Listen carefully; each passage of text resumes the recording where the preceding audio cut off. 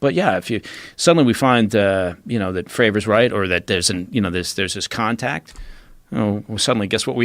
That's it. That's the top concern at that point. That's number one. Right. Yeah. So. I mean, the hope is always that if we're about to nuke ourselves into another dimension, that the aliens will come down and go, "Hey, dummies!" Just like a 1950s movie. Yeah. Hey, you fucking idiots! Stop doing that. The Day the Earth Stood Still. Yeah, Wasn't that one of them? Yeah. Klaatu Barada Niktu. Wow. Remember that? Look at you. Yeah. That's pretty impressive, actually. Day the Earth Stood Still is a great fucking movie. It was a great movie. It's weird. It's like a time capsule, right? Because what they thought it would look like, and the robot. That's just No, it is. I love the movie. I tried to get my boys to sit and watch it not too long ago, and they were like, "Really, Dad? This is what you spend your time watching?" And, you know what was interesting? I was like a normal thing that the family took the alien in their house. Yeah. Come on in, stay with us, strange person from another land. Why wouldn't you? Yeah, why wouldn't you? He's talking to the kid. Like you're not even a little suspicious. You don't think this guy might be a creep? What's your favorite movie of sort of alien space genre movie? Well, I like the best one is Alien, the Sigourney Weaver movie. I think the first one. Yeah, that's most likely what alien life is going to be like. Some horrific parasitic fucking creature that eats everything it finds. Yeah. That to me seems likely. Yeah. That seems more likely. I remember sitting in the theater when that movie came out, watching it, and when it popped out of that guy's chest, he was, I mean, the entire theater jumped. Yeah. Right? It was just crazy. But people, it's hard because you watch that movie today and you're watching it having seen all the other movies that it's affected and all the other science fiction genre movies and special effects movies, but that movie was special. Yeah. In 1979, when that movie came out, that was a special movie. That was a fucking horrifically scary movie, and it was realistic. Like, there was no cut the shit scenes. Everything seemed legitimate. The creature was completely unique. Weaver was hot. Hot as fuck. Yeah. Woo. I mean, honestly, we're looking at pictures of Liz Hurley. We should be looking at Sigourney Weaver. And that's a great movie where a woman is the hero, and you're not flinching. There's no part where you're going, what is she doing? She's kicking everybody's ass. Get the fuck out of here. That's a movie like that's a real hero. Yeah. That's a real hero who rises to the occasion in this horrific situation where this ship has been overtaken by an alien. I think that there's things out there. I don't know if I believe. I want to believe that we've been visited, but I don't know if I believe. I think there's things out there. Yeah, I'm on board with what the second part of that as well. Yeah. I don't know. I find it hard to believe it would be such a secret, but and also knowing the U.S. government. Look, I mean, it's harder to find out from the network when they're going to start this show than it is getting secrets out of Washington, D.C., right? So I'm thinking we would have known for now if it had happened, but I do believe there's other shit out there, right? I can't believe we're it. No, I don't think we're it. But maybe we're being hopeful. I can't believe we're it. I mean, but But I'm also fascinated to think that if they did know that that something was here, that they would visit it occasionally. Drop in on it occasionally for a scientific expedition, just see what the fuck we're up to. Yeah, unless they just got so disgusted the last time, they just thought, that's it, I'm done. I don't think so. We don't get disgusted. We don't get disgusted when we go visit baboons, when we study baboons. Scientists return. Robert Sapolsky, he spent many years going back and forth to Africa studying baboons. And baboons are boring as fuck compared to people. if you weren't a person, if you were from some enlightened race, a million years advanced from us, you would be so fascinated to come by and look at people. Yeah, although they probably look at us like we're a bunch of shit-flinging monkeys, so I think you're probably right. Yeah. I mean, if we had a time machine, tell me it wouldn't be amazing if there was a time machine, but it could only go back 500,000 years ago to the beginning of man. Like the early, whatever ancient hominid that was alive back then. God damn, that would be fascinating. To be a fly on the wall and watch these primitive humanoids try to figure out fire and try to figure out hunting and become what we are today. Yeah, yeah. Oh, there would probably be moments, right? Yeah. I wouldn't want to sit and watch the whole thing because I think that would be boring as shit. I mean, come on, just get on with it. Chip that rock into a circle, do something with it. Come on, but I think that You're right. I mean, if there's higher life forms out there, and you'd have to assume they are higher life forms if they're traveling, these distances. And again, looking at the issues of propulsion systems for hypersonic flight, et cetera. Would they look at this bunch of folks down here and think, just not interested? I don't know.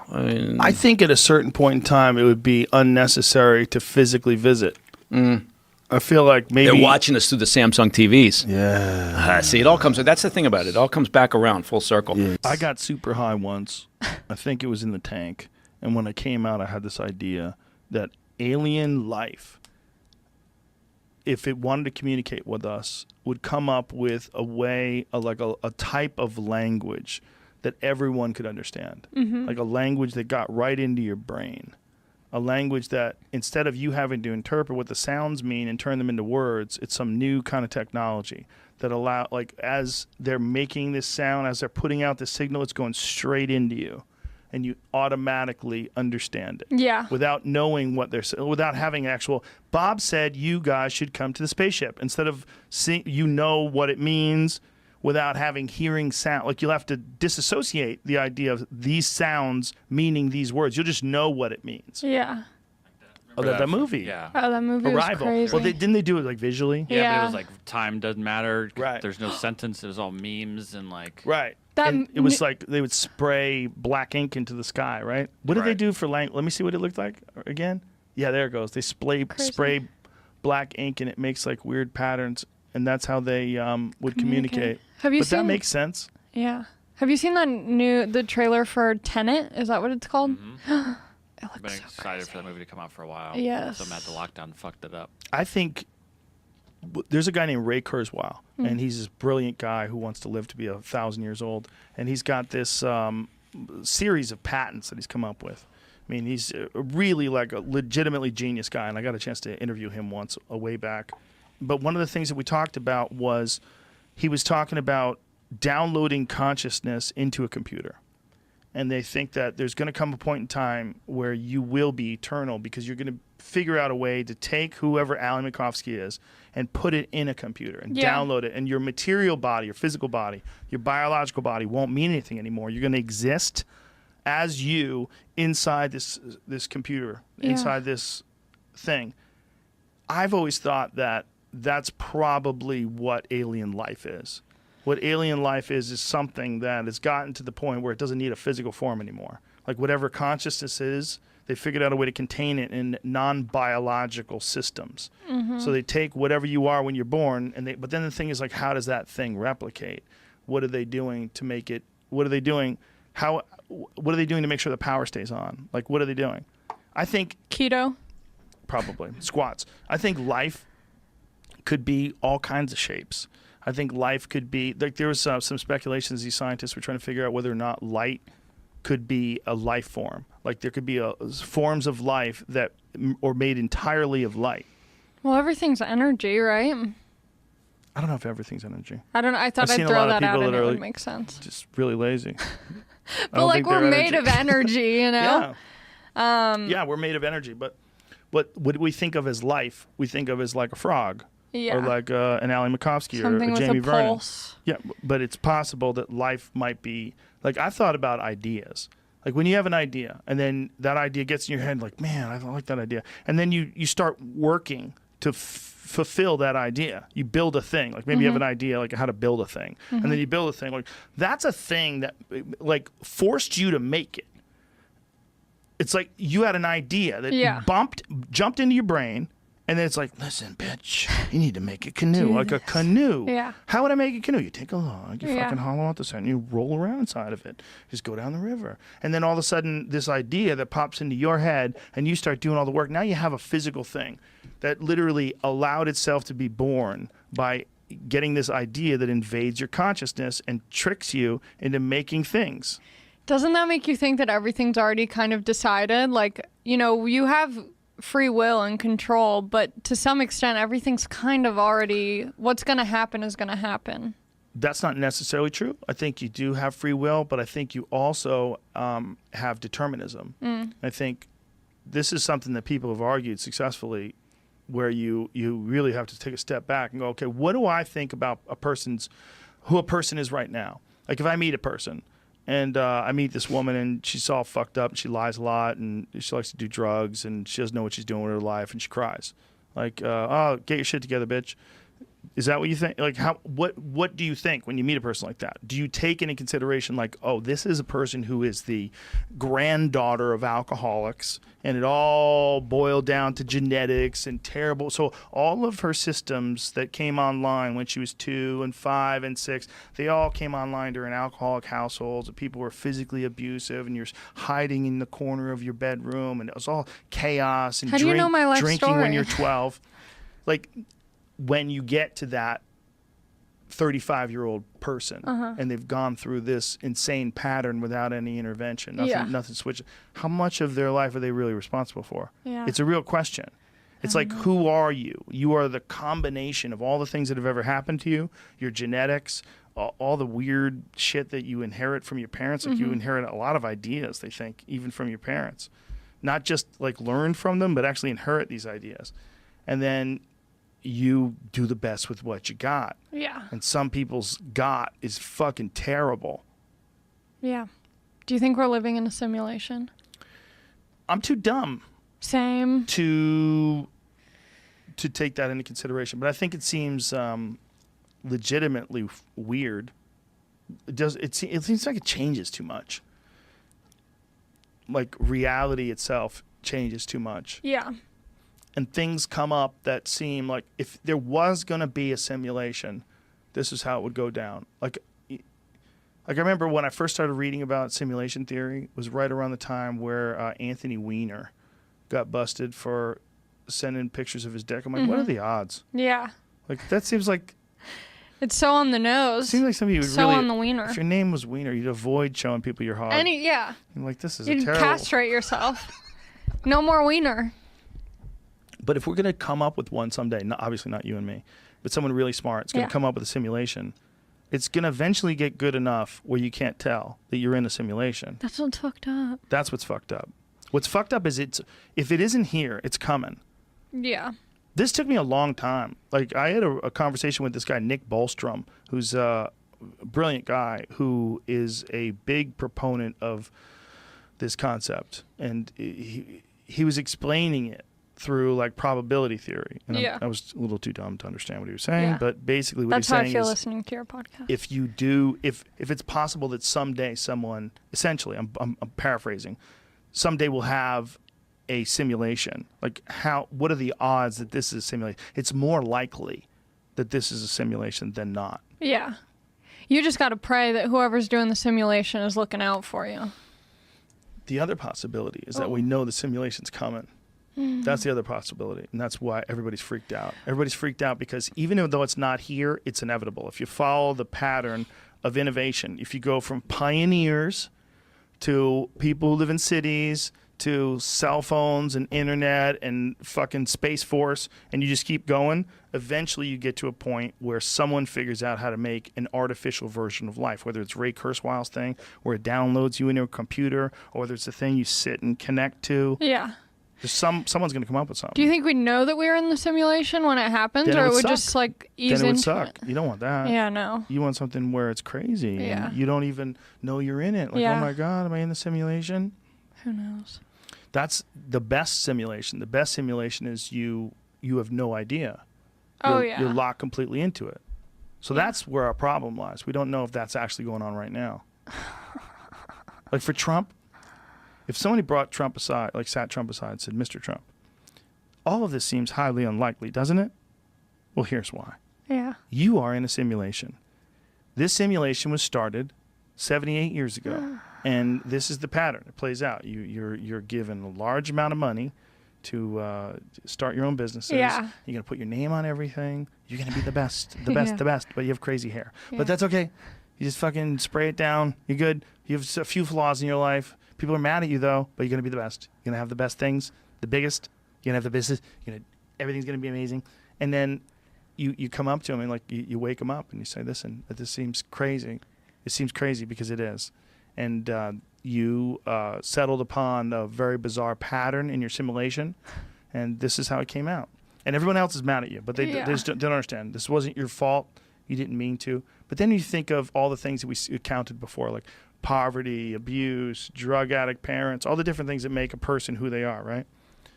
Those are really kind of like factors in if you had a game. Like if you were playing some sort of a large-scale role-playing game, you're like, what is my character going to be like? Oh, your character's a barbarian. You're in the Matrix. That's what you're showing me. Yeah, it's like you're just describing like when Morpheus talks to Neo. He's like, "Hey, what do you think?" But it is The red pill or the blue pill? yeah, it is like that, Yeah. and it is essentially what it will be.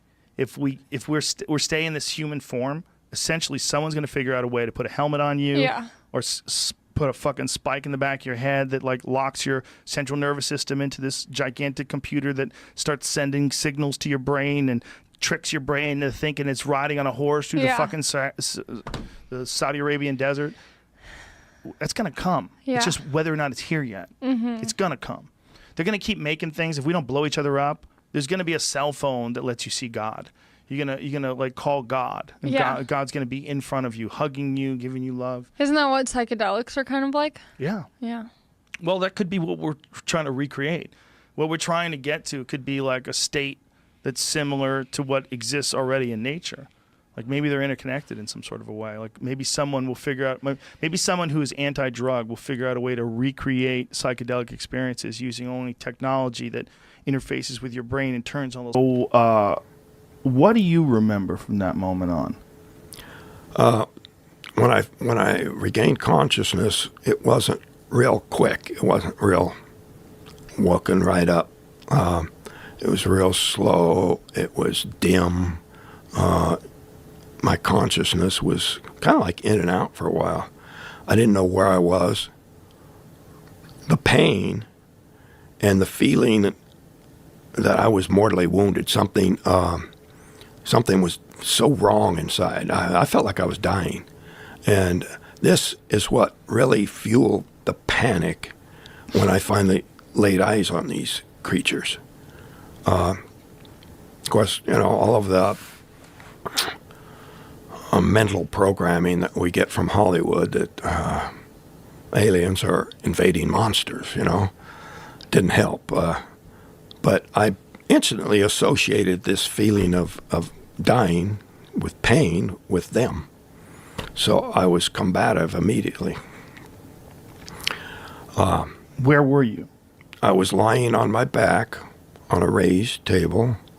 There was a light above me. It was not real bright. It was not so bright that I couldn't see the outline of the fixture, but what did the fixture look like? Kind of like that, only much larger. Just a soft glow, and in the movie, there's a little bit of striking on the part of the aliens against me. That didn't happen. I lashed out at them. The one closest to me, I felt really weak. I didn't have enough strength to do much. So when my arm contacted him, he just fell back very unexpectedly easy into the other one. And I rolled off the table in the other direction. And they came around the table, and the three of them were coming towards me. And I just grabbed something from behind me, an object off of the shelf there, and started swinging it at them. What was the object? It was just some large, long cylinder or rod, glass, some clear material. I wasn't studying it. I was looking at them and swinging wildly, screaming threats. They stopped.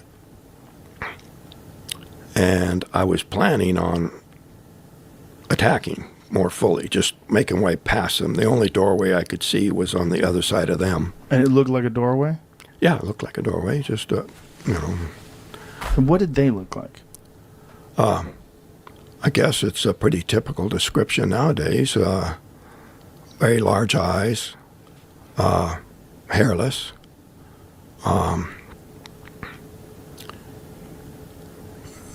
2 eyes, nose, mouth. I didn't see them speak or no change in the expressions. And to me, that in the face of all the screaming and the fear that I was projecting, their lack of reaction probably just added to my panic. But did they feel like they were a living creature, or did they feel like they were a robot? Well, they were without expression, I'll say that. But, I've had 45 years to think about that. In more recent years, I think, well, maybe if they're telepathic and it's developed enough to where they don't need to talk, they also don't need facial expression. Right. And so their ability to communicate with each other would be much richer and more complete than we have. And speech and frowns or smiles or whatever would become obsolete pretty quick. Yeah. Well, that is a theory about where human beings are headed. If we continue to evolve, that we will one day reach this point where the biological limitations of our monkey bodies will slowly start to fade away, and we'll have different abilities. Different abilities to Well, why communicate. would we need to frown or smile if you can say much more? And also, their musculature, did they look like smooth, like they had no clear muscles? Yeah, they were pretty smooth, very light. When I hit the one, it fell back into the other one pretty easily, like he weighed hardly anything. Like a little kid? Yeah. That was the most terrifying experience of my life. But when I tell this story and try to relate to people, I'm trying to communicate what I experienced and how utterly, utterly traumatic that was, and how it was so devastating. I was, on the verge of catatonic for weeks after it happened. But I don't want to relate this story in order to inspire fear, because I've had enough time to think about it that I think that it was unwarranted, that my reaction was just due to my ignorance of the situation. The fact that I was returned at all is pretty significant, Yeah.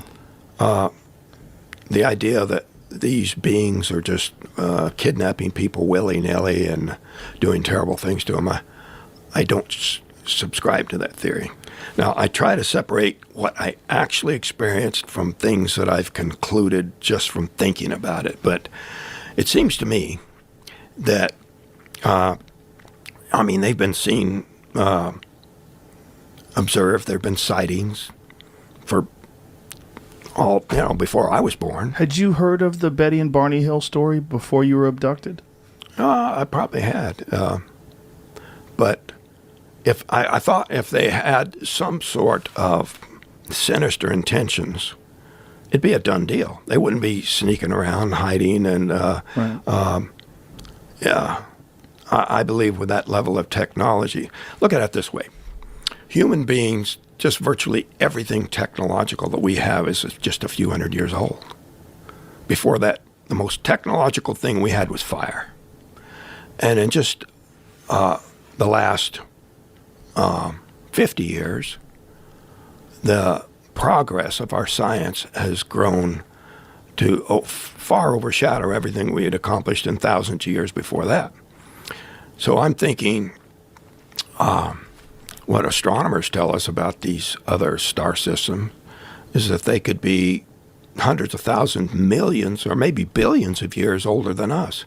So if we accomplished the kind of technology that we have in a few decades, what is possible with millions of years of development? We couldn't begin to recognize what they're capable of. Right. So I think it's presumptuous for people to say, oh, they could never do that. It really is an interesting conundrum, because we know what we can do and we know where we came from. We have a very clear history of technology when it comes to humans. And we also know that there are planets surrounding stars all throughout our galaxy and all throughout the universe. But we're still skeptical. It's so funny. And Yeah, so it is. It is. But for a guy like you, who's actually encountered it, even though you saw it, it had to not seem real. Oh, yeah, you're questioning your sanity for sure. I mean, it was like I was practically catatonic for days afterwards. When you think of human evolution, do you ever stop to think, what are we going to be like a million years from now if we do survive?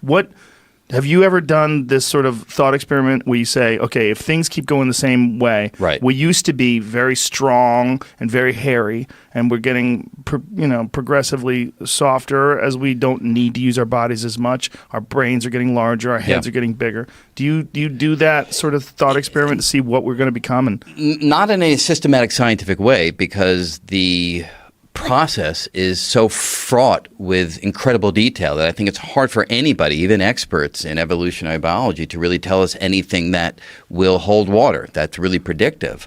But on a general level, yeah. I mean, because people often wonder, why is it that we haven't been visited by aliens, right? This is a thing that comes up whenever you're talking about other life inside the universe. I'll get to that in a minute. But the answer to that could be quite straightforward. Nobody out there cares about us because we're so ill-developed. We're so young on the cosmic scene that there's nothing interesting for them to find here on planet Earth. So to me, there's a natural explanation for why there can be other life out there, and yet they don't hang out around planet Earth, just the way we don't hang around an anthill to try to have a conversation with, what's going on inside that particular structure. I buy that argument the least. You do? Really? Yeah, okay. Because we're interested in butterflies. Butterflies are so boring. We're interested in moles. We're interested in squirrels. We're interested in them for very specific reasons, sure. Right? So typically we're interested either because we want to see the evolutionary development that yields this particular life form, or because there's a general curiosity about how this object is put together. If these other beings are so far beyond us that those kinds of taxonomy questions are no longer of any interest, then hanging around here may not hold anything for them to make the journey and stick around long enough for us to notice. I don't buy that, again, for two reasons. Okay. One, because why would we assume that they're so far beyond us that they wouldn't be interested in these talking monkeys with thermonuclear weapons who dominate an entire planet? Yeah. That would be fascinating. If right, we found some planet somewhere where people are, the politicians all lie to themselves, everyone gets video through the sky, they fly in metal tubes that hurl over the oceans. Right. They pollute the oceans and eat all the fish. Like, these people are fucking crazy. Yeah. We've got to go there and check this out. But imagine that this civilization, the notion of lording over a planet is like us talking about, the ant lording over a grain of sand. So they may be galactic as opposed to planetary in their hegemony. Mm-hmm. And the notion of some little tiny rock orbiting some nondescript star in the suburbs of this completely ordinary galaxy off there on the side may not have the kind of pull that you imagine that it does. Oh, I disagree. We think it's interesting when we see a chimp use a rock to open up a nut. We think it's interesting that, there's an amazing photograph of an orangutan that's spearfishing. Have you ever seen it? I have seen that, actually. It's really cool. Right. No, it is. He learned it from people, apparently, but it's still interesting nonetheless. Right, but I don't think 100 years from now we're going to be as interested in these kind of qualities, or 1,000 years from now, or 10,000 years from now. Well, why would we assume that these things that come here from another planet are more than 10,000 years Well, advanced? that's a very good question. And I think the answer to that is we look at the history of the cosmos until today, and let's just call it our universe to be concrete, 13.8 billion years.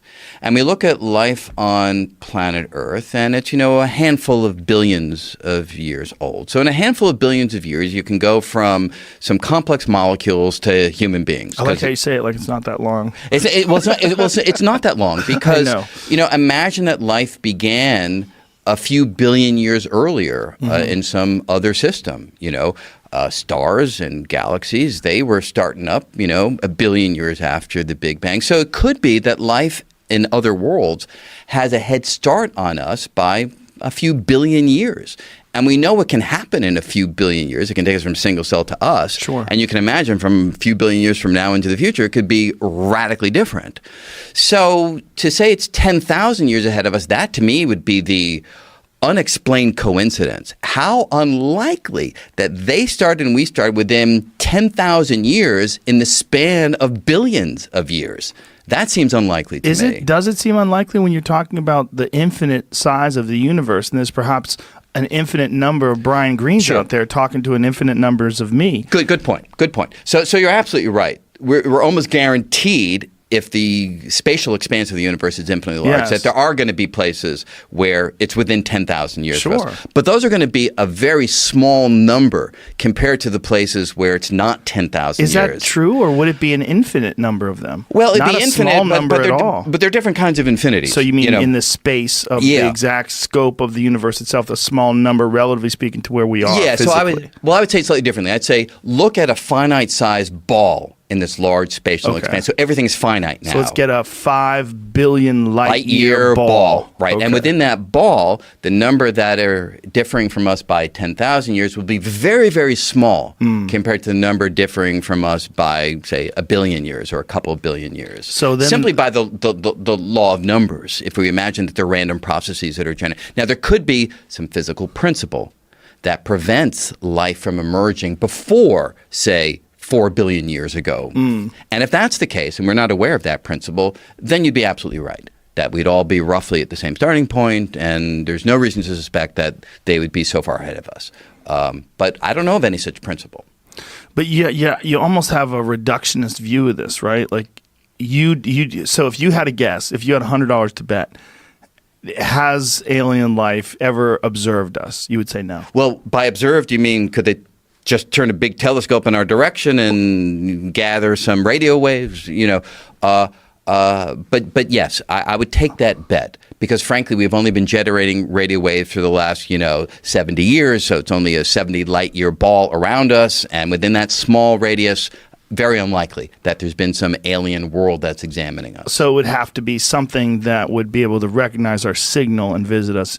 Right. But don't we look at observable planets and solar systems and discover Goldilocks planets? We do. And we examine those planets from vast distances away. Yes. And wouldn't you assume that a life form that is perhaps thousands of years more advanced than us with the exponential increase in technology, I mean, if they ever got to the point where we are, that they would see these Goldilocks planets as well and recognize that Earth is one of them? Yes. However, if they are so far away, they're going to be examining Earth as it was hundreds of thousands or millions or billions of years ago. Right. So if you truly want them to be examining us in the sense of human presence on planet Earth, then it's a much more difficult proposition to imagine that they've actually been doing that. Is it possible there's another way to examine things where you're not hampered by the speed of light?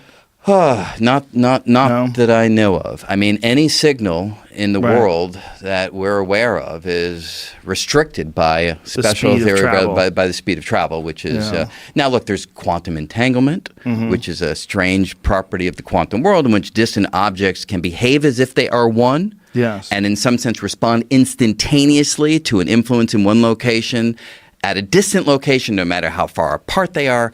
But that isn't really observing. That's more realizing correlations between physical properties at widely separated locations. But I'm not aware of a means of leveraging that to actually observe what's happening in some distant location, even if you do have quantum entangled particles. So much like we have different shaped aircrafts and fighter jets and cars, they probably have different shapes of these objects that operate under similar principles.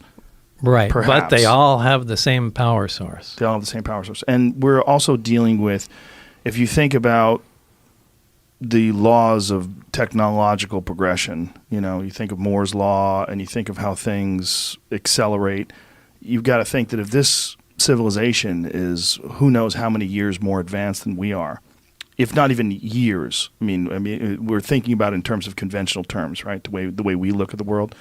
I mean, they might be just superior in terms of their intellect. They've got to be. Maybe. We don't know, right? Well, the only reason I say that is because, look, everyone doesn't necessarily start at a steam engine and go to an internal combustion engine and then, electric power, nuclear power, and go up the ladder that we come on. the binary, if the stuff is true about the origin and the binary star system, and they have heavier elements that we don't have, and this stable element 115 is a naturally occurring material, maybe that's the first thing they started experimenting with. And the version of their steam engine, their first product, was something that operated like this. And actually, when they came to Earth to look around, or whatever, they were amazed at the stuff we were doing. These guys burned stuff and squirted out the back to go forward. So, right. Who says they follow any kind of normal progression like that? My thought was, if you went back to the 1400s and then you went from 1400 to 1500, you're not going to see that much of a difference technologically. Right. If you go from 2000 to 3000, I assume there's going to be a radical change. Right. Well, the delta, the rate of change is magnificently higher than it used to be. Right. So if you think about what they had in 1988 and you think about what they probably have in 2019, just logically, it seems like they would advance. I would think so. The only question is, like, are they living? Is that a living thing in terms of like a biological thing, or are they some sort of an artificially created creation like we are working on right now? I mean, we're in the middle of working on artificial reality, artificial beings, sentient beings, artificial intelligence. There's silicon-based life forms that they're essentially trying to create. Boston Dynamics at the company? You can make crazy robots. Yeah. You can make machines out of flesh, right? So a cyborg or a cybernetic organism is just that, that's what a lot of people think those like gray things are, that people call the grays. Yeah. Is like, they're machines printed from flesh. So what you're saying is like, they could just be synthetic life. They don't even need to be, machines. Right. Well, they seem to have no sex organs. The way they're described by people that have had interactions with them, assuming these people aren't liars or crazy or whatever. Right. That they have no sex organs and that they don't seem to have any muscle. They're just almost like a frame. Right. And they have enormous heads.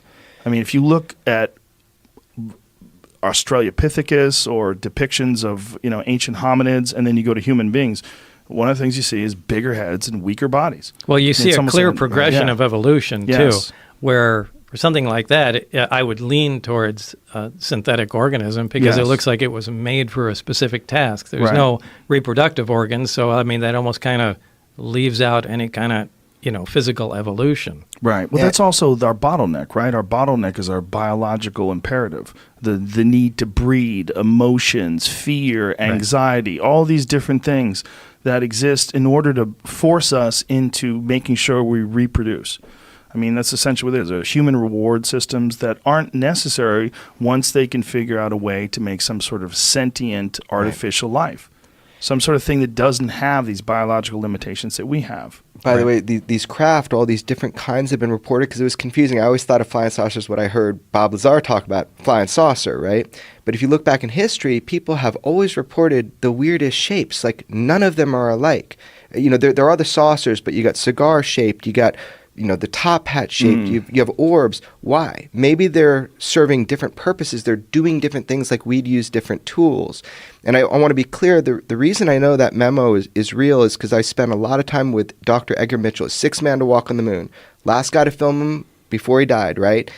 That's how I know. I don't want any journalists thinking I got it from anywhere else. I know because of Dr. Mitchell. And he said the same thing. Maybe these things are performing different tasks, And that's why they seem. If you think about what an alien is in terms of the sort of iconic image of an alien, like the Steven Spielberg Close Encounters of the Third Kind alien, they seem like what we'd assume a human being would eventually become. Right. And if these things are tiny, human beings are smaller than they've ever been before. They're weaker than they've ever been before. And there seems to be a trend in that direction. And this trend seems to be amplified by our technological progression. There are a lack of need for muscle strength and our lack of need for violence. And we're moving in a society to try to get away from all the things that we think are abhorrent about human beings and the terrible behaviors that we have. If we one day do give birth to some sort of an artificial being, like Marshall McLuhan's quote, "We are the sex organs of the machine world."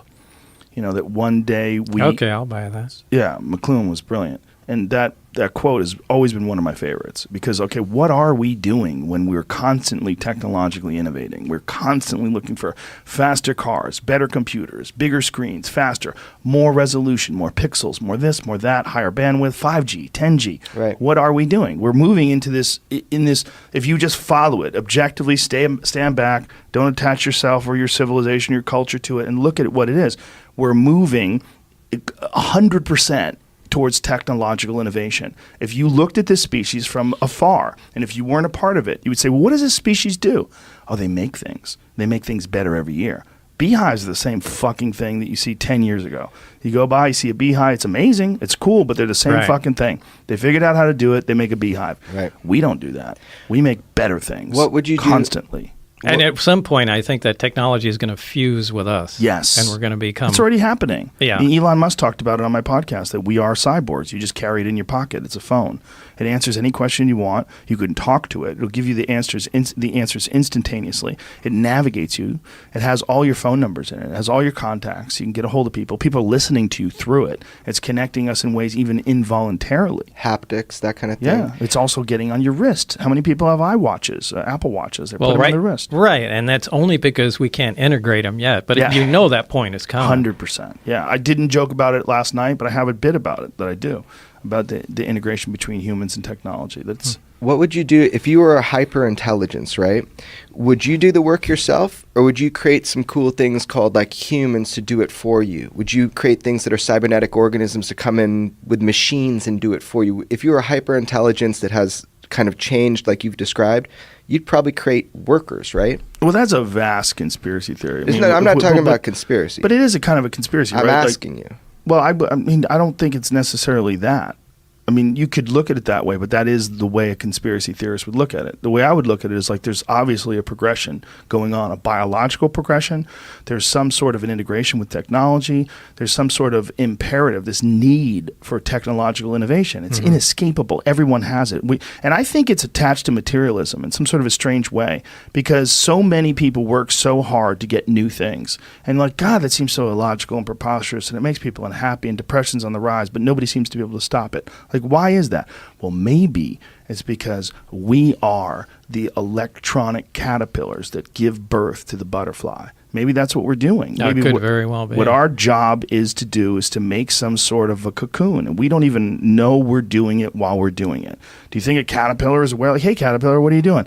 Man, I'm doing my thing. It's my job. I have to make a cocoon. Then I'm going to become like a butterfly. This could be a natural part of evolution. It could be. That we're just supposed to do this. Exactly. And make the jump to some sort of mechanized... Right. Yeah, have non-biological... You ever seen an orangutan that is fishing with a spear? No. They've figured out how to fish with spears. There's primatologists. Wait, without somebody showing them how to fish? No, they've imitated human beings doing it. And now they do it, but they do it independently. They're not trained orangutans. They're wild orangutans. Look at that. There's a wild orangutan. Okay, that's impressive. That's impressive.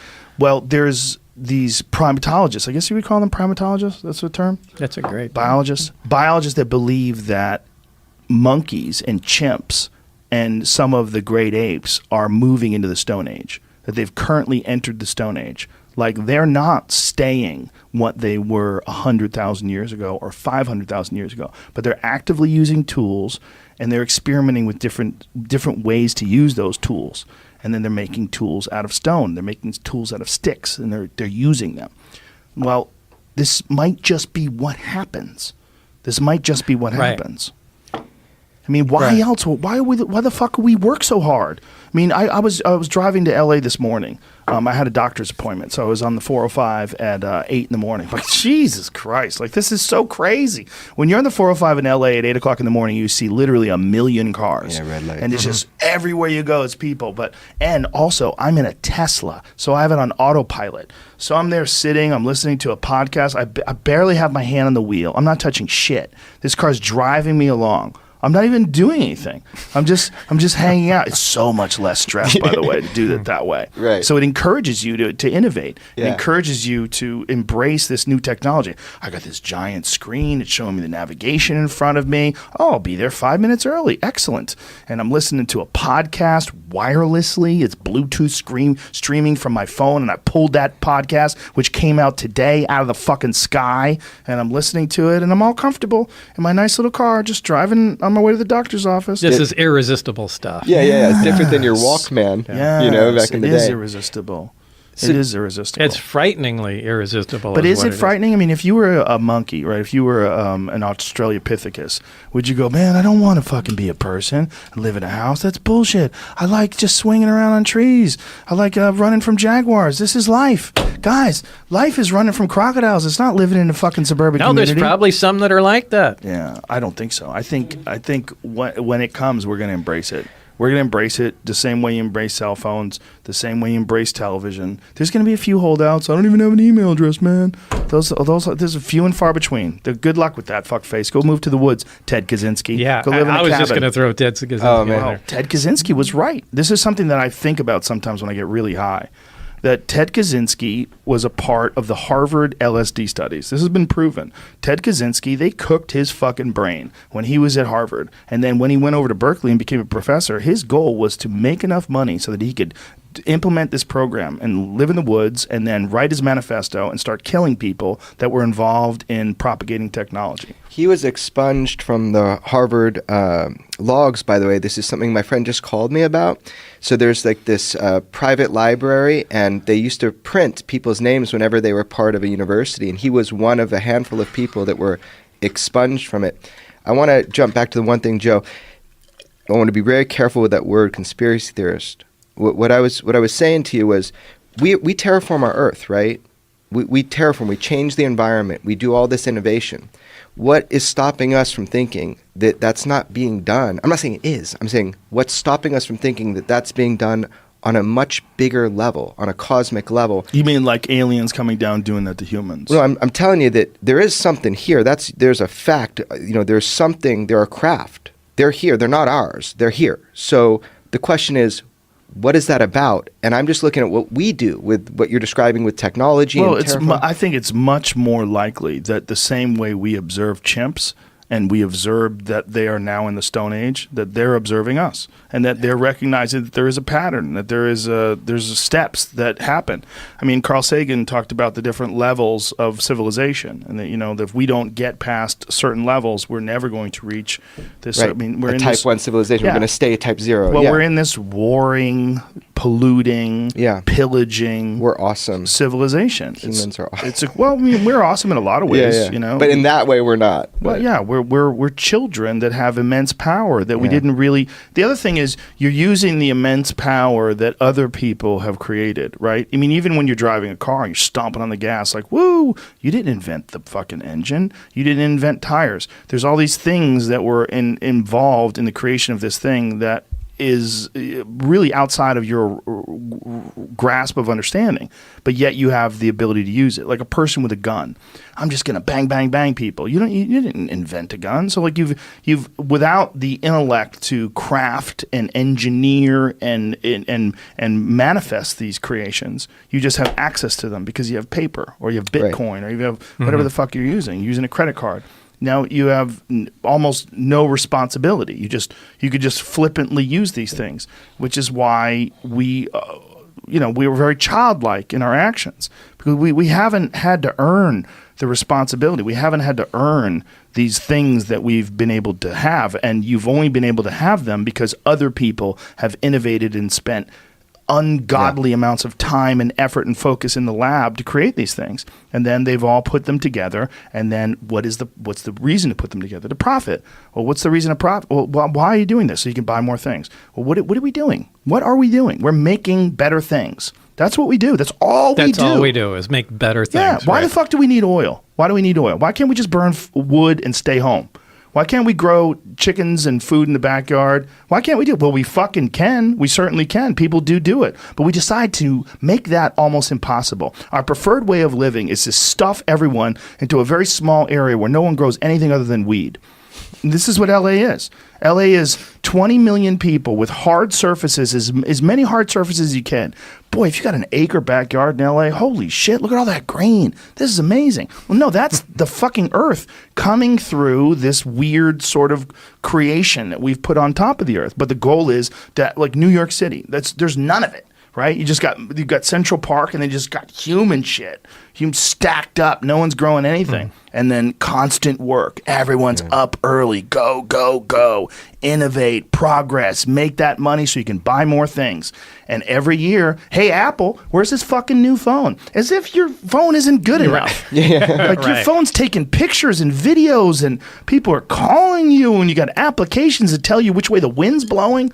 It's not good enough. A blink of an eye, it's all gone, though, that, like 10,000 years and the Hoover Dam goes or whatever. Mount Rushmore disintegrates. So it's amazing because we have created that, and everything's trying to spring up through that. We keep it maintenance down, but we're a blink, man. Something hits.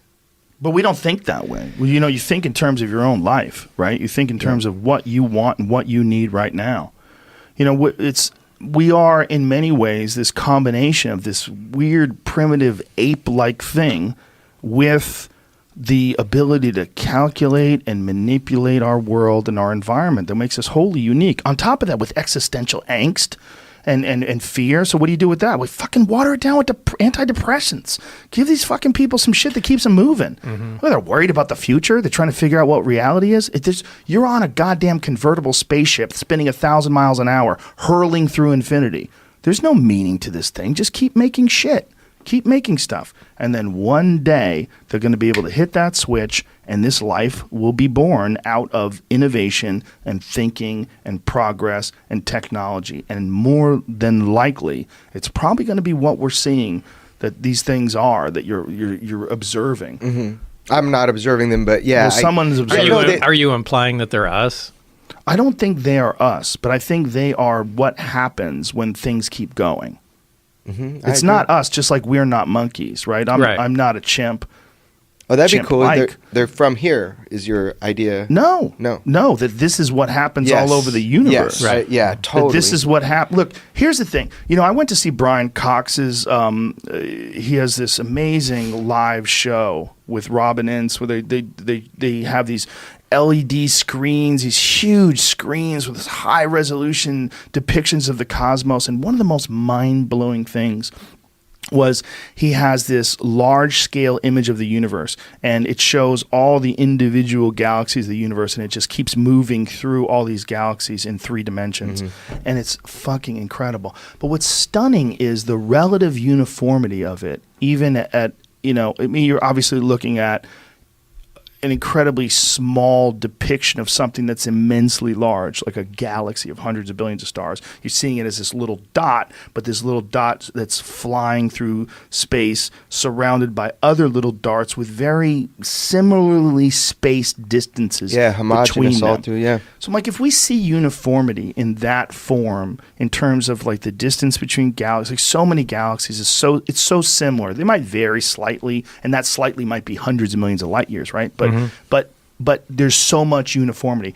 Why would we not assume that uniformity exists pretty much everywhere, and that all these things that you're seeing that are so similar, you do see binary star systems, you do see single star systems like star, but there's also some speculation that Earth and that our solar system one time was a binary star system.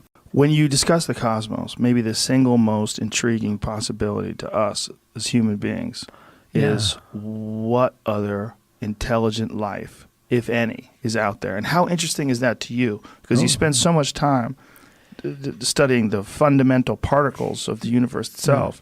How interested are you in the possibility of other intelligent life forms? Or have you just like put that out into it's just so ridiculously unlikely or so far away from us that we're probably never going to make contact? Well, you see, it's not so... There's this SETI program where they're looking to see whether they can see signals from distant civilizations. The problem there, from my perspective, is that although they might be out there, they've got to have had a real head start on us before you would see them. Of course, they might have done so, but then I don't know. You see, actually, Vahir Gurzajan, who's my Armenian colleague, and who looked also for these ring-shaped things and looked at them in a different way from the Polish people. But we seem to have seen something there. But we wrote a paper in which we speculated on beings from the previous eon communicating with us.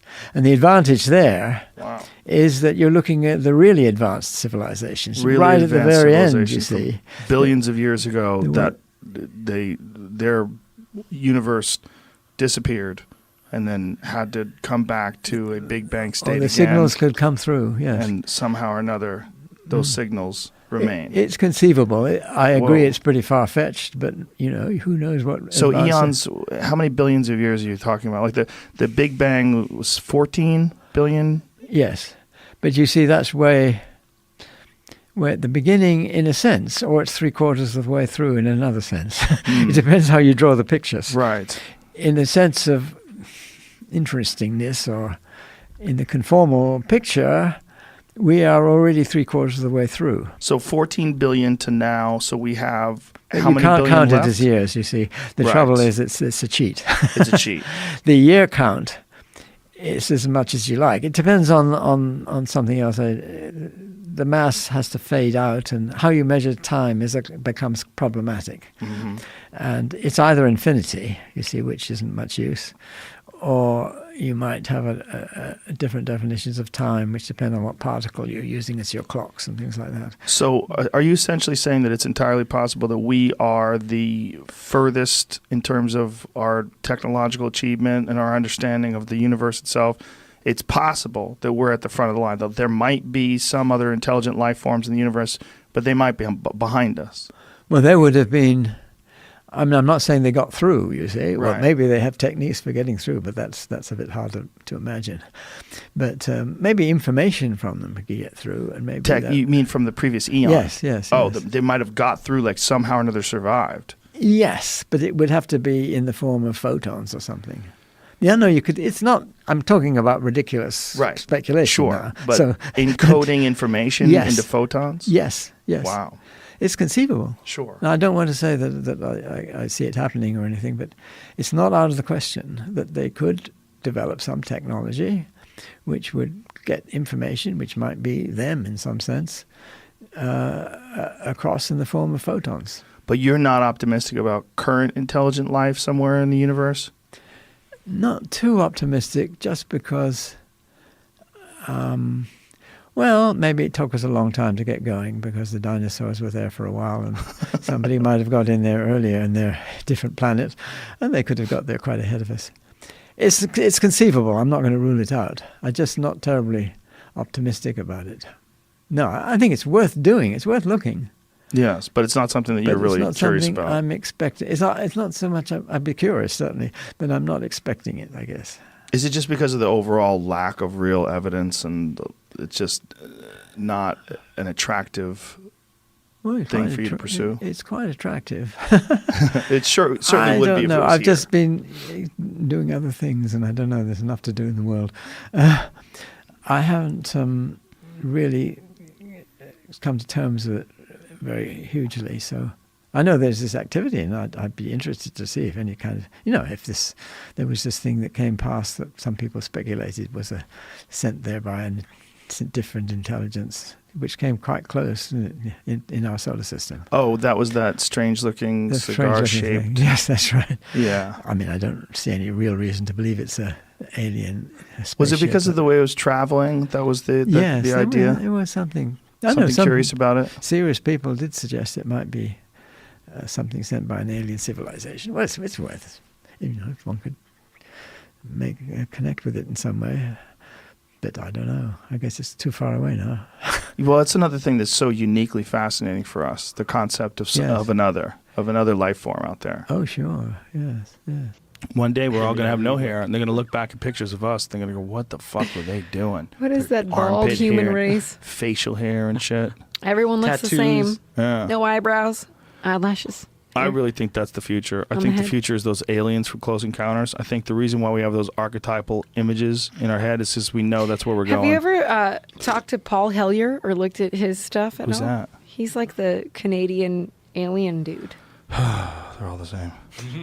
But he was part of the government.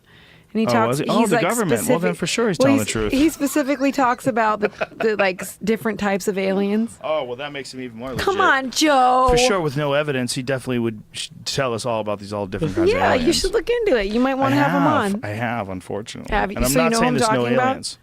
I don't know him, but I know the whole. Is it alien because you're an movement. alien?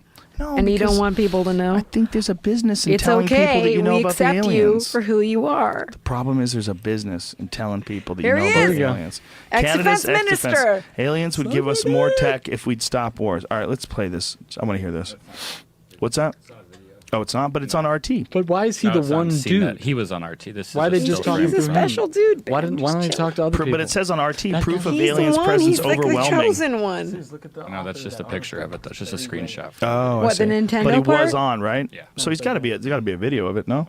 There's many videos of Paul Hellyer. And I've what- watched do, them. do you buy it when you listen to him talk? It makes me question. I'd I like don't- to hear. I'm his- interested. I like to hear his voice to see if my crazy radar goes off. Just give me a little piece. Tell us, wise Give me a one. little taste. Tell us, wise one, what you feel. End of production before the end. You got two different shit playing. Jamie's a tabber. Because I know that they are. Okay. They've been, as a matter of fact, they've been visiting our planet for thousands of years. And one of the cases that would interest you most, if you give me 2 or 3 minutes to answer, is during the Cold War, 1961, there were about 50 UFOs in formation flying south from Russia to across Europe. And the Supreme Allied Commander was very concerned and about ready to press the panic button when they turned around and went back over the North Pole. So they decided to do an investigation. What is that city? And they investigated for 3 years, and they decided that with absolute certainty that 4 different species at least, had been visiting this planet for thousands of years. So that's, we have a long history of UFOs, and of course, there's been a lot more activity in the last few decades since we invented the atomic bomb, and they're very concerned about that and the fact that we might use it again. And because the whole cosmos is a unity, and it affects not just us, but other people in the cosmos, they're very much afraid that we might be stupid enough to start using atomic weapons again, and this would be very bad for us and for them as well.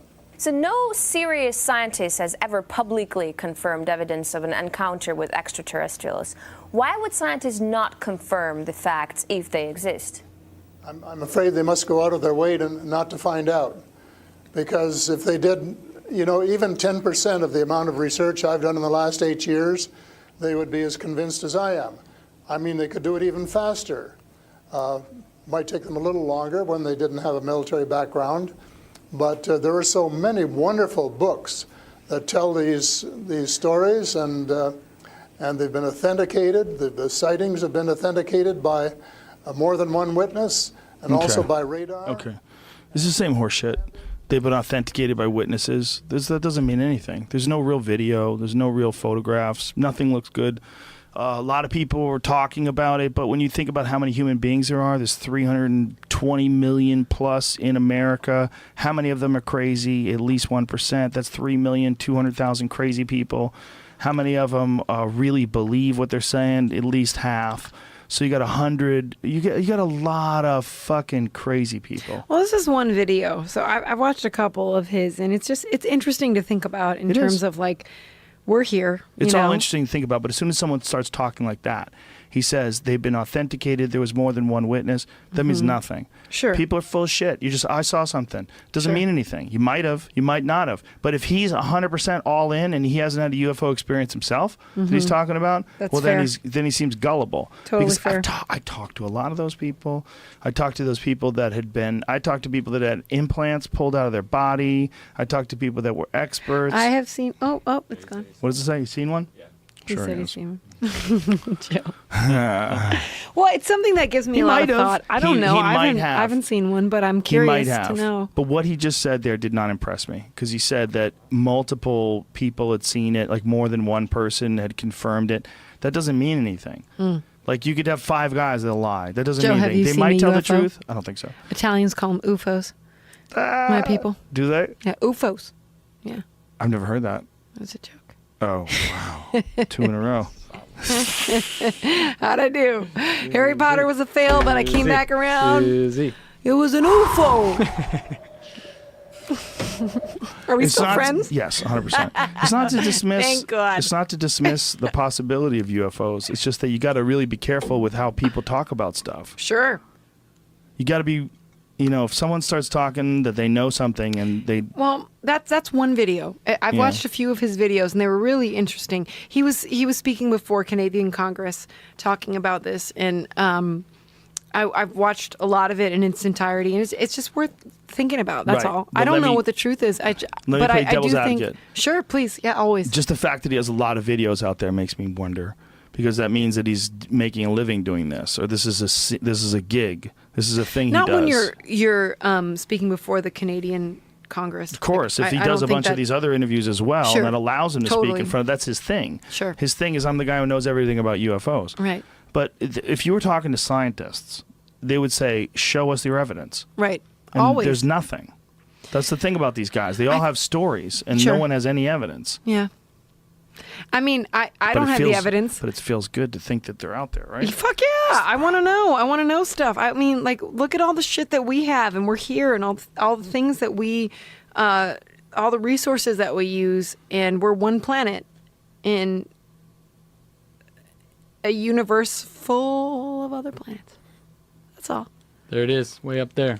I'm not afraid to say that I'm curious. I think everybody is. And I think people generally, it feels like a normal thing to be like, yeah, they're fucking out there. But what I think is hard to accept I don't is have hard that evidence. What's hard to accept is that they're communicating with us, and only certain people, like Paul Hellyer, know. Well, maybe he does know, and maybe he does. has seen something, but maybe he's full of shit. The problem is, if you haven't seen it, and I haven't, or at least I don't think I have, and you're talking about these things, how much time you spend thinking and talking about them, like it gets to become almost like a pathology. Like, why are you so invested in something that you don't even know is real? Mm-hmm. But it becomes a thing that people are into. Like they're into baseball scores, or they're into bowling. They get into UFOs. They get into it, and then they start. I mean, this dude's obviously making a career out of it. He's out there traveling. I don't know that. I mean, that's something to investigate upon this conversation. But it's made me think for years. Like I've seen some Paul Hellyer videos, and I'm just like, wow, okay. And it makes me think. That's all. Maybe. And I will always be curious about aliens and psychics and all the shit. I'm not superlative in that way where it's like yes or no. I just don't know, but I want to know. I'd love to keep learning. I would too. But I think that with guys like this, when you're talking about a subject that's this mercurial, this is such a difficult subject. I think it's very important to only talk about the actual facts, like what we know or what we don't know. If he wants to talk about his own personal experience, that's one thing. But when you start talking about stories that you heard, like, okay. People are full of shit from the beginning of time. We've been telling stupid stories about werewolves and fucking vampires. I think that's how a lot of damage is done, too. It's like it's all derivative passed down. Like, oh, I heard this from this and this and this, but you weren't there, so you don't know. You know, it's like I'm reading this book about our brains and how our recollection of memories and like eyewitnesses are usually inaccurate because you don't really remember like you think you did, and your brain lies to you and tells you that you saw something a certain way. Right. And even that, like, I don't know. That's very important for people to know. Absolutely. There's a lot of people out there that think their memories are super accurate. Well, and this ties into being wrong. This ties into being like, I didn't see it the way that I think I did, and I might have made a mistake, and I'm sorry. You know, like that's okay. That's important too, because I think a lot of times when you have some big statement about something that you believe in, or like if you want to get down to having some sort of trial of this or that, and you say, I remember it just like this. Right. And then you get dramatic and emotional and try to sell it. You're selling it like you're running for Congress. It's $40,000 a day. Frightening. You know what? I know you're big on aliens. I just don't believe it. I mean, we talked about this last time. You don't believe it at all? I believe there's other life forms. You just don't believe they've been here? I don't think they're coming here. No, there's no reason to come here. We are Why? offering nothing. What are you talking about? What are we offering, Joe? Well, if you're that far in it, people travel to go study small mammals in the Congo. Do you know that? Yes. They spend giant chunks of their life to go look at butterflies. We found a new frog in South America, and the National Geographic Society will give them money. We're going to document this frog. People are curious, and anything that's going to be intelligent and innovative, anything that's going to invent technology, the only reason why you invent technology is because you are curious. And if you are curious, you're not going to stop being curious. You're going to continue to be curious. And if you have a fucking whole planet filled with predatory apes that have thermonuclear weapons and they want to control various patches of land that they've designated on maps with lines, and they put stupid fucking fences up, and they nuke each other, and they fucking fly planes and drop bombs out, and they have other planes that they fucking operate remotely with these little joysticks and drop bombs on people, and we kill terrorists, and some of the people that run the country are terrorists. And then you have for the stock market, like, what the fuck are these people doing? The stock market's, what is that, a bunch of numbers that are bouncing around? They're trying to speculate what's going to go this, and it's based on confidence. Oh my God, these people are crazy. And then they have the ability to send video through the air, and it reaches their phone on the other side of the world instantaneously. Like, whoa, this is really heavy stuff. These fucking crazy monkeys down on planet Earth are weird. We should study them. Of course they would study us. We're sending rockets into space. We're invading other planets in our solar system to try to colonize. If they're coming here, that's basic to them. All that stuff you just mentioned is so basic. Says who? Says who? Says you? To get here, they have to have technology we haven't even... No, they don't. No, they have to have technology that's slightly more advanced than us. We will be able to unquestionably travel to other planets within 100 years or 200 years. Let's say 300 years. Okay. So that's comparing us to people that live in 1720, right? That's not that long. Okay. So it's like we went back in time to visit people in the 1700s. We'd be fascinated.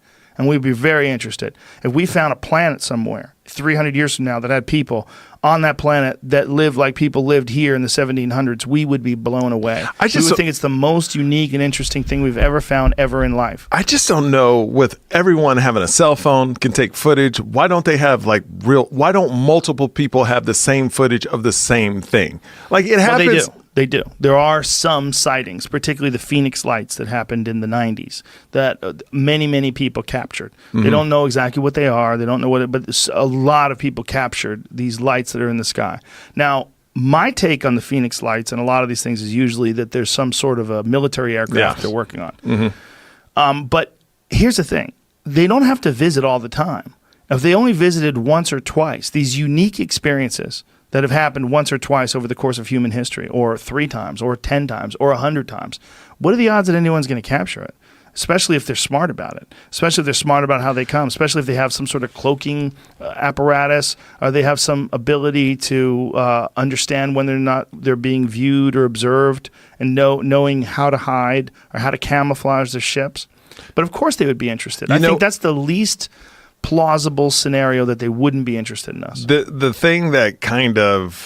thing that was interesting to me when you interviewed Snow, he's been through everything, and he found Snowden. He found no evidence. But he hasn't been through everything. First of all, he's only one man, and he was only working there for a short amount of time. Okay. It's not like he's But he had access to a lot. Yes, but it's not like he's working there for hundreds of years and deeply diving into the subject of UFOs and has access to.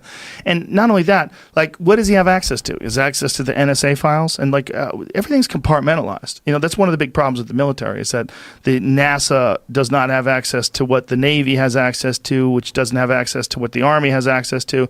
Like, they don't always cooperate. And so for him to say that he didn't find anything about UFOs, that makes sense.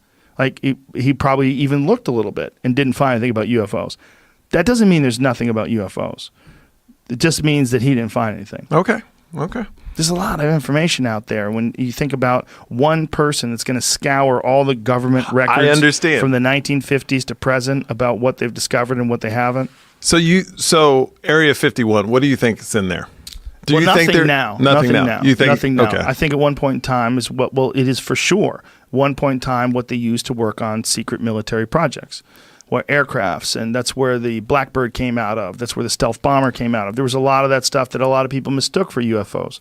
I think The real question lies in the very small percentage of unexplained sightings. So if you look at UFO sightings, you take the pie of UFO sightings, I would say there's, and not me, they say, what they're talking about that's been solved is somewhere in the neighborhood of 95% of those. 95% can be explained by swamp gas, ball lightning. Ball lightning is a phenomenon that comes when, depending upon tectonic pressure, the Earth can release this lightning out of the ground that travels in a ball-shaped pattern and zigs through the sky and then vanishes and disappears. They don't totally understand how it's being created, but they do know it requires some pressure in the earth, something about tectonic plates and possibly different atmospheric conditions, but it's a real observable phenomenon that's actually occurred on planes before. Like it's flown down the passageway of a jet at one point in time. Yeah, multiple people observed this ball lightning, and they thought they were being boarded by a fucking UFO or something. It's a weird. You've never seen it? No. It's a very weird phenomena. See, get a video on. We should probably wrap this up soon. It's 3 hours and 30 minutes. Get that.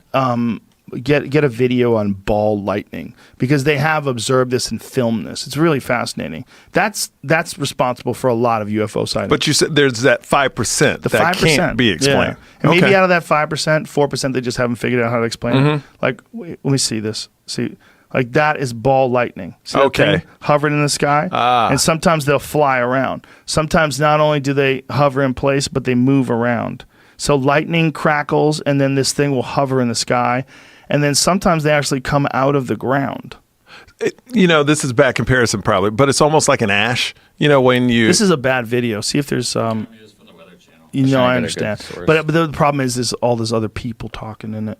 There's different videos of ball lightning that I've watched. It's pretty interesting shit, man. Ball lightning's weird because it's see, like there. It flies around, and it looks like a fucking UFO. See? And then it disappears. So that's a weird one. That's a weird one that kind of looks like it would be an alien spacecraft. And then they get videos of it, and it looks like a ball flying through the sky. People are like, oh my God, it's a UFO. But it's just a very rare atmospheric occurrence. Huh. Oh. Yeah. Yeah. But I think if I was an alien species 500 years more advanced than we are, I would be fucking fascinated by Earth. And that's all you need. 500 years from now, with the exponential growth of technology like we're experiencing on Earth, 500 years from now, if we don't blow ourselves up, or if they're different than us, like maybe they evolved different and they don't have the same battle for resources, so they didn't develop the kind of territorial behavior that us apes have. If they develop something more complex and a different sort of cooperative evolutionary mechanism, they could be very different than us, but still way more advanced, but interested in us. Okay. All right. Will you ever see one in your lifetime?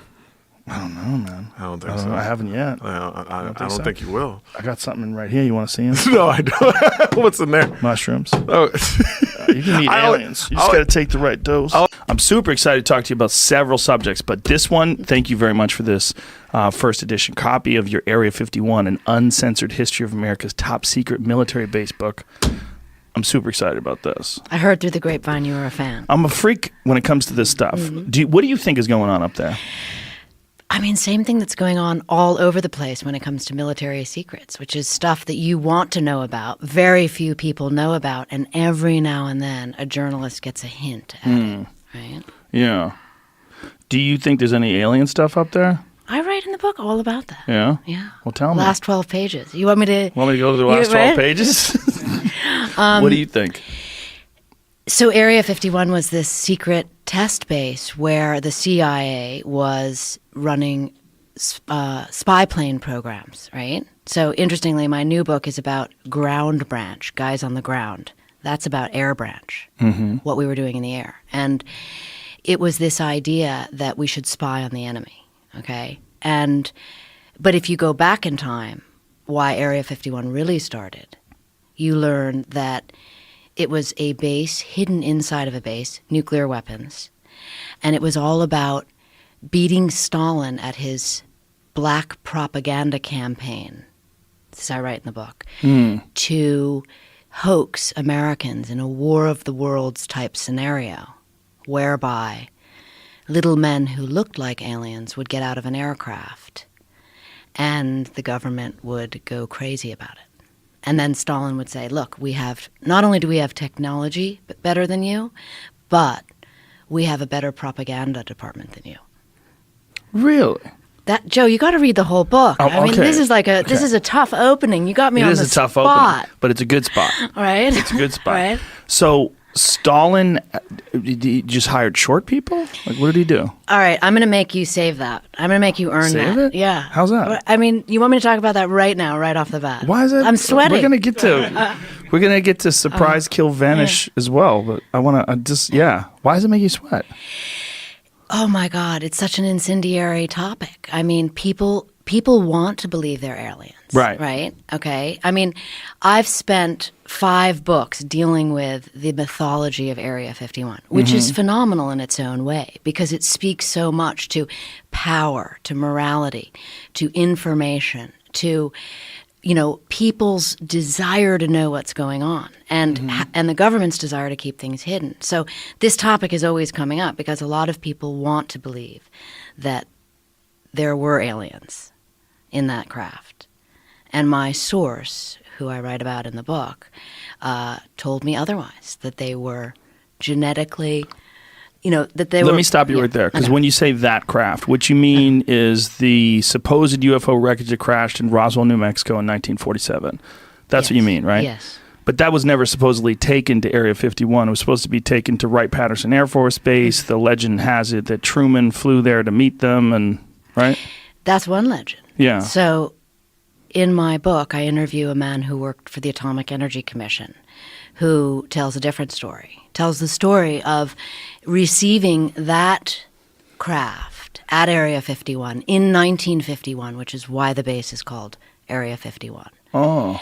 And that inside the craft were humans who had been altered, surgically altered to look like aliens in a plan for Stalin to sort of twist Truman's arm, because at that time, we had the atomic bomb. When Roswell happened, we had the atomic bomb, and the Soviets did not. Can I stop you there? Yeah. When you say humans that were surgically altered to look like aliens, do you mean... So this is 1951. So you're talking about 4 years after the supposed crash. Yes. So what they had the left? bodies. They kept the bodies. They kept the bodies. In what? Formaldehyde? Like what? Yes. And also because the idea was... And remember... Or I can't say remember because you haven't read the book yet. Right. And I wrote this book 8 years ago. Mm. But it did really impact a lot of my thinking and working on government secrecy projects, because it makes you really consider what a hoax means and what it means to a population of people, and how the government begins to work with disinformation versus cover stories and all of that. But going back to answer your question, that is what I was told by the source. But how reliable is this source? This is a very incendiary idea to rely upon one individual's recollection of it. Which is why the book went through the roof in terms of people being upset about it. I mean, were they? Oh my God! I interviewed 79 CIA guys, Air Force guys, spy pilots, engineers. I mean, who's mad at you? The conspiracy theorists were mad at me because they said this woman is bananas. They were aliens. Well, even if they weren't aliens, right? There's accounts that it was some sort of a test vehicle, and that there were actually just dummies inside there, crash test dummies that they used. There's been a bunch of different versions of it, but the most compelling version of the Area 51 alien myth to me is Bob Lazar. Did you get into that? Yeah, he plays a huge role in Area 51. I mean, before Bob Lazar went public, no one even knew about Area 51. People knew. It was common folklore, but there was no definitive proof that there was something going on over there, other than some weird VHS footage of things flying around in the desert that seemed to be behaving in a way that modern aircrafts are not totally capable of. At least modern piloted aircrafts are not totally capable of. I mean, which brings me to another book I wrote called The Pentagon's Brain, which, sort of off this idea was like, wait a minute, what kind of technology is the government capable of? And we have a whole department for that reason called DARPA, which looks at weapon systems 25 years out. So the idea that you and I don't know what the military is capable of in the air, underwater, wherever it may be, is because we're not thinking 25 years out, and they are. And they're developing weapon systems, the great weapon systems of the future. That's what they call them. Right, like how they developed the stealth bomber. And that was all out in Area 51 and Groom Lake. And yes. What do you think of Bob Lazar's story? Because Bob Lazar's story, there's some fascinating aspects to it. But one of the most fascinating is some of the things that he's said that people said was horseshit has been proven to be true. Like one of the things, the biometric reader that measured the length of the bones in your hand, and that they are unique as a fingerprint. And people are like, what are you talking about? And then they actually found out that this was something they really did have. And they have photos of this thing now. This is something that he talked about, and they claimed it was science fiction. I mean, it's fascinating when someone touches upon a subject that the government does not want known about for any reason. And there is a campaign to discredit that person. And there's no doubt that happened to him. I mean, it was remarkable. And I write about him in the book because if you follow the logic that my source told me, that these were, modified human beings as part of a hoax. And the reason that I trust the source is because, Joe, he told me that he also worked on the program. So he had like a burden to unload, right? And so if you follow that logic through, then the Bob Lazar story is that when Bob Lazar said, I saw an alien, it looked like this, it was small, it had big eyes. Those were those were the surgically modified humans that the government was doing experiments on. I think Bob Lazar's exact quote was, he walked by a window and he looked in and he saw two agents they were looking down at something that was very small and looked humanoid, but he didn't know if it was a dummy or anything, and he wasn't even supposed to be looking in there. And it was a brief, 1 second look that he has bounced around in his head back and forth. Has it ever occurred to you that maybe the guy who gave you that information did work there, but is also feeding you horseshit? Well, the source was a major player in the Manhattan Project. He went on and worked in the Atomic Energy Commission. I mean, there's a wing of a museum named after him. His accolades, his awards were so extraordinary. It would be. What's his name? I've never said his name, although, I will say this. Well, you're giving it away. You're giving away a lot of the stuff. He recently died, and he did give me permission to tell his full story after he died. And I'm circling around that. But he was absolutely, with a Q clearance. That's what you have when you have access to nuclear secrets. So if someone has a Q clearance for decades and they're full of garbage, you really have to ask, my God, should this guy have a Q clearance? I mean, that's reverse engineering his credibility. But I think you should read the whole book because it's shocking what he says, but it does make sense if you can get through 400 pages of, the CIA's idea about information, disinformation, why we need to cover things up. Why? That's why I'm asking you if you think that he might have been lying to you. I don't believe he was lying whatsoever. Disinformation. No, I don't believe. I don't believe. So you think that the Russian government definitely did surgically alter people to make them look like aliens? I believe. Were there images of these things? Believe what he told me. Did you see photos? No, I did not see photos. No. But here's the rub. Ready? Okay. When I was writing another book called Phenomena, which dealt with the CIA and the Pentagon's use of psychics, over decades. I mean, this goes back. Everything I write about pretty much goes back to post-World War. When that remote viewing stuff. Yes, yes. And it's all about government. The U.S. government takes pole position after World War II, and we now need to always be ahead of the curve. We must lead. We can never get beaten by the Russians. Now it's China, okay? So the psychic program had a lot of people who really believe in aliens or, other intelligence from other worlds. And when I was writing the Phenomena book, I learned a whole bunch of new information about how upset they were with my story because they believe, and they all knew the source, by the way. They knew the source, and they believed that he was fed misinformation.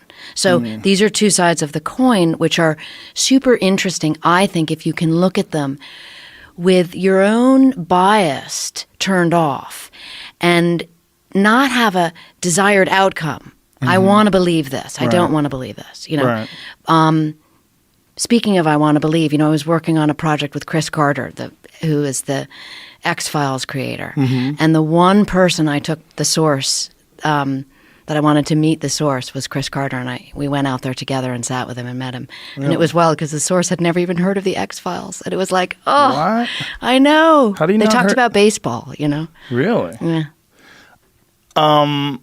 See, I don't have a desired outcome. I mean, I would love it if aliens were real. Okay. But when someone starts talking about disinformation and propaganda campaigns, but they want you to believe them. Right. But don't listen, I'm here telling you the truth. I'm here telling you the truth.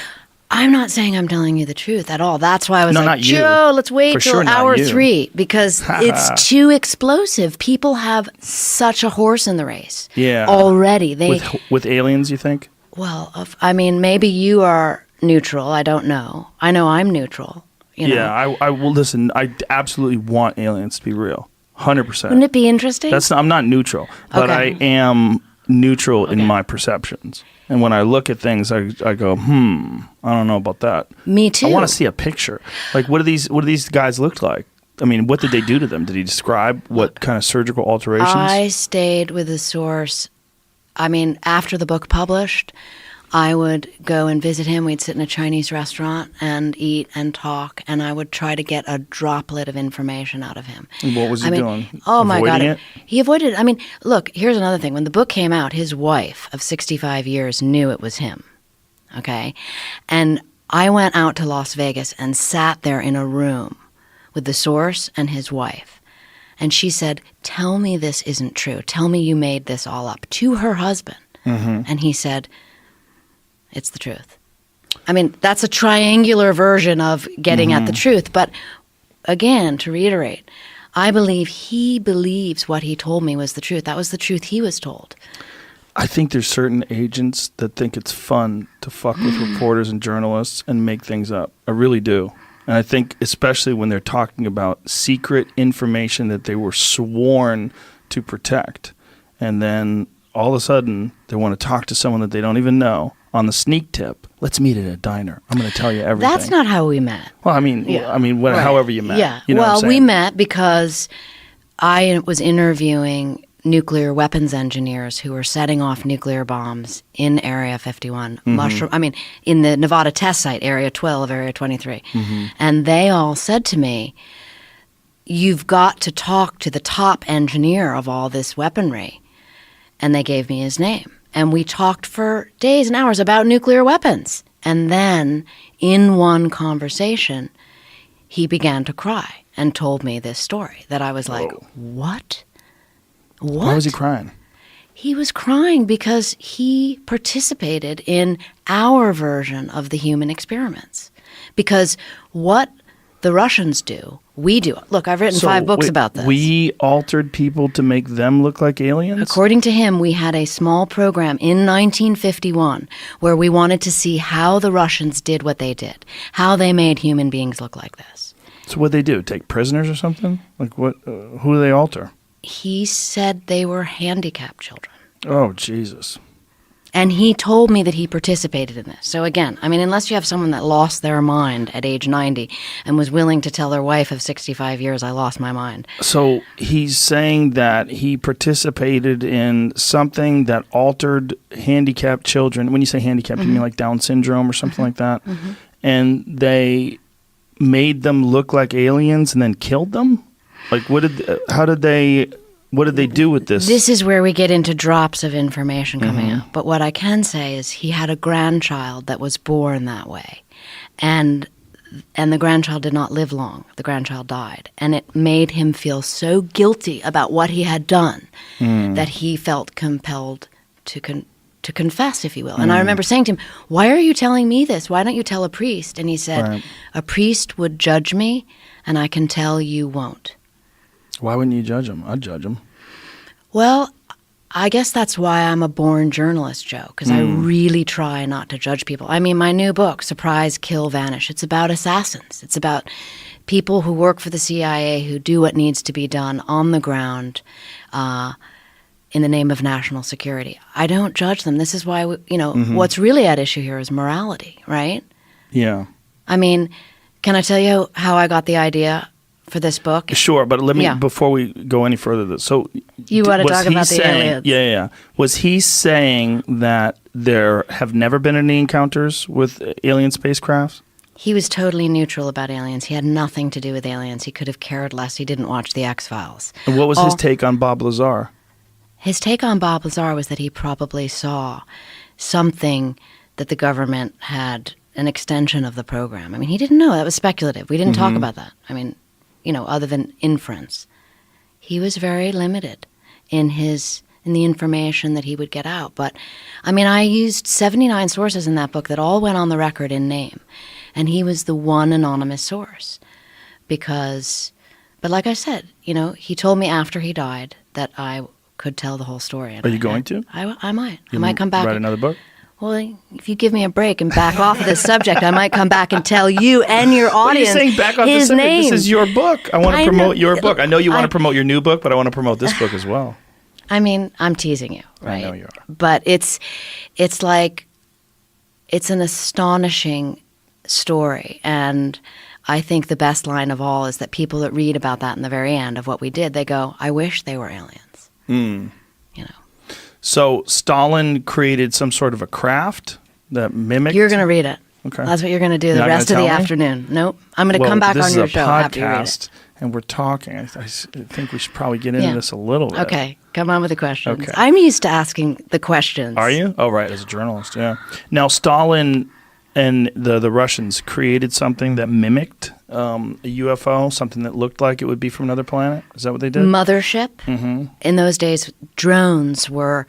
There was a mothership and a drone was attached to it, and it was jettisoned off. Okay. Mm-hmm. So according in those days. Well, in 1947, 48. What do you mean by? Well, they didn't. I mean, that was drone technology then. Okay. Right. So there's a mother craft, like an aircraft, and then the drone is like a small aircraft under it, and it gets jettisoned off. And that was what the craft was. It was jettisoned off. So Stalin actually, according to the source, invaded our airspace, which was the deep embarrassment to Truman.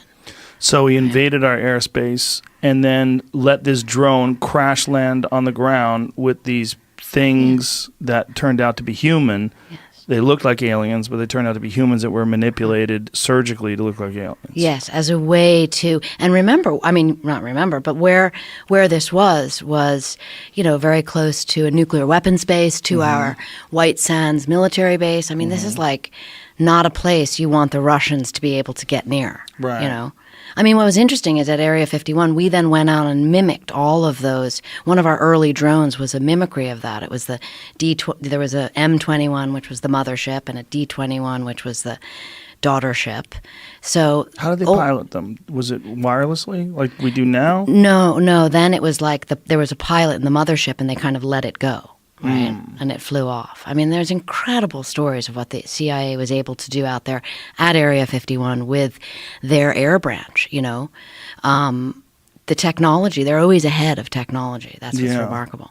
Well, what Bob Lazar did film that was really shocking was the filming of these drones flying around and performing these really you've seen those videos, I'm sure, right? In the 80s, it gets really crazy with what they're able to do and But I mean, why I like looking at history is because you can see the progression, You see how science evolves, bit by bit. And then there's these great breakthroughs because what the government is always looking for is called a revolution in military affairs, right? And that's certainly what drone technology did.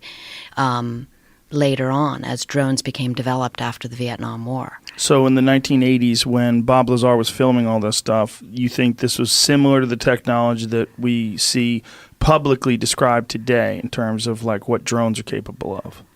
Sure. I mean, so they probably had something like that back then. They're, when the F-117 was revealed during the first Gulf War, that aircraft was being developed for 25 years out at Area 51. Actually, at Area 52 was where they had it set up to develop that stealth technology. Think about, and what was amazing, talk about keeping secrets. They had something like 10,000 people working on that. No one knew about it. That story was never broken by the press, not by anyone. It just suddenly appeared in the Gulf War and took out Saddam Hussein's, facilities.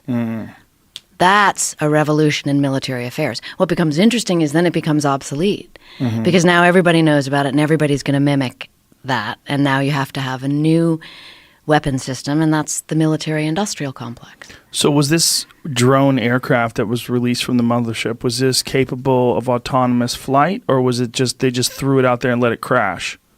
The latter, right? And remember, that information I am very limited to. That's why it's 12 pages. It's like the source gave me these little bits of information, which I felt was important to include because it speaks to the big issue.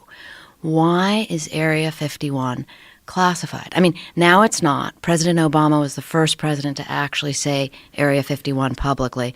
Some people say because of my book, right? Meaning it was out. The secret was out. But before that, I went through 10,000 pages of documents from the National Archives. And every place you see, the word Area 51 was actually redacted. Right? Why would you keep that so secret? I mean, all the guys that I was interviewing say they could call it, Groom Lake. They could call it the test facility. They could call it Paradise Ranch. But they couldn't say Area 51. Why? And the source said, well, because we did this horrible program out there, and the government doesn't want anyone to know about that ever. I mean, there's stories of, like, somebody asking Bill Clinton, about Area 51, him going white. I mean, human experiments? Who wants to be part of that? It's horrible. But the human experiments were they limited to this mimicry of the Russian experiments where they were trying to get people to look like aliens, or was there something else going on? Well, my goodness. I mean, you read now the declassified documents tell us how many different human experiments were going on around nuclear weapons, okay?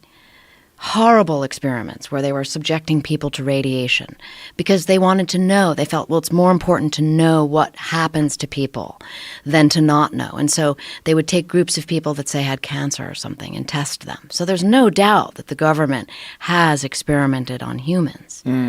It's just, is that something that is wise to make public? And, there's two sides of the coin on that. I mean, you when you reveal these kind of things, when you write about them, I mean, people get really upset and, vilify the government, partially with good reason, and partially it's like bad for national security. So I think that's the justification on the part of the Defense Department to keep things secret. That makes sense.